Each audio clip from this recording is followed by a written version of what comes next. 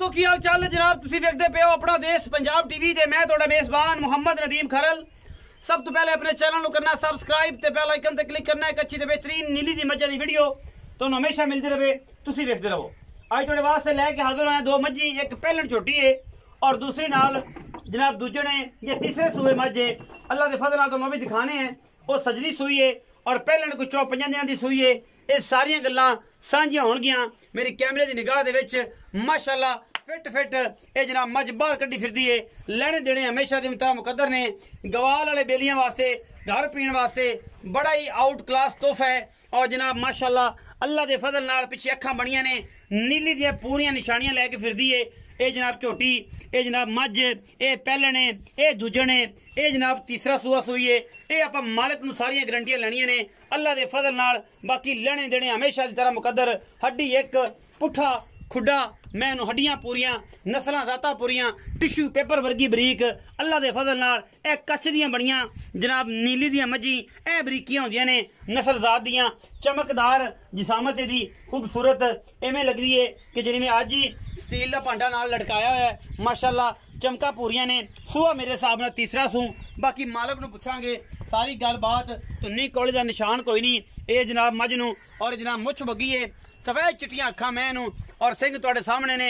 नस्ल जात वाली है, खानदान वाली मैं। बाकी दुद्धां दियां मालकां ने गारंटियां दित्तियां ने। राती सूई है और सारी गलबात मालक दसेगा। ये जनाब मैं नंबर 1 के थोड़ा जिहा टोरो जी इनू उस सुबह जनाब मालक नाल गल्लां आपां सारियां सांझियां करांगे। की हिसाब किताब है, की गलबात है। ये जनाब मझ गवाल चूहण बड़ी आउट क्लास है, बड़ी नस्लां खानदाना और जनाब चंगियां महीं दे विच जनाब दा शुमार होंदा है। इस मझ दा खास नीली बाहर दे विच खड़ी है, किते नहीं। राती सूई है, सुबह बौला कढ़िया है और जनाब असीं 2:30 बजे की वीडियो बनाते पे हैं।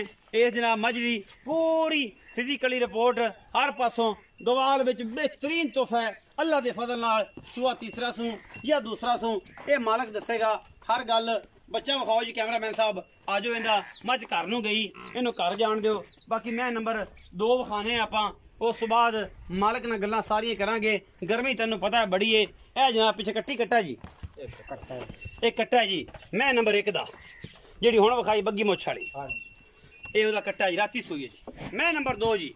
ए जनाब पहलण झोटी है, चिट्टियां अखां सूं दोवें और जनाब सिंह तुहानूं पता किड्डा बरीक, काठां विच बुत्थी, लाम, सिरी, कन्नी, कवां, धुन्नी, पैर अगले पिछले हर चीज तसल्ली दे नाल भरावां ने वेखनी है और असीं तुहानूं विखानी है।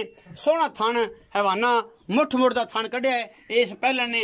रुग रुग दा भी कई बेली कहंदे ने, लेकिन असीं मुठ मुठ दा ही कहने, रुग रुग दा भी कहने। खूबसूरत और पहलन चंगी सऊ असील ये झोटी है और टोटल कच्छ दी बनी है। माशाअल्लाह बड़ी खूबसूरत जनाब नस्लों जातों हर पासों एक एक चीज़ आया है। यदी खूबसूरती ये अपने आप तो आया है कि जनाब नस्लों जातों किसी पासों नहीं खुटी।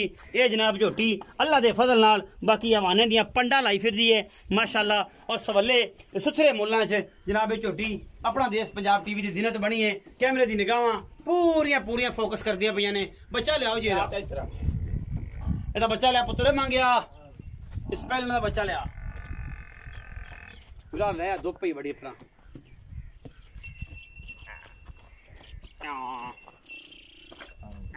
पानी आंदी माशाअल्लाह पलवाना तरह पैर रखदी है। ये झोटी पहलन खिच के बाहर नो अल्लाह के फजल नाल। बाकी तेरे सामने ही है हर चीज, कैमरे के सामने भी है, भरावां के सामने भी है। अल्हम्दुलिल्लाह नस्ल जात वालों कोई कमी कुताही नहीं। बच्चे नूं विखाने हैं उस बाद जनाब भाई बरार नाल गल्लां करांगे सारियां की गल बात है इस झोटी दी और की दी नस्ल जात है। उत्थे छाल करने और उहदे नाल गल बात करने। बच्चा लिया भी मखना ए सोहणिया, बच्चा लिया मुछ बग्गी दा कट्टा है जी। सजरी सूई है इंदी जनाब पिछे कट्टी है जी। विखाओ जी ए कट्टी जी माशाअल्लाह बड़ी खूबसूरत चिट्टियां अखां दी। अस्सलाम वालेकुम। वालेकुम सलाम। इब्रार भाई की हाल ने? शुक्र है अल्लाह। बड़ी गर्मी है यार आज ता। हां जी बारिश होना का चंगा मींह पे अगला वतर गया इवें गल ओ गल होई खड़ी।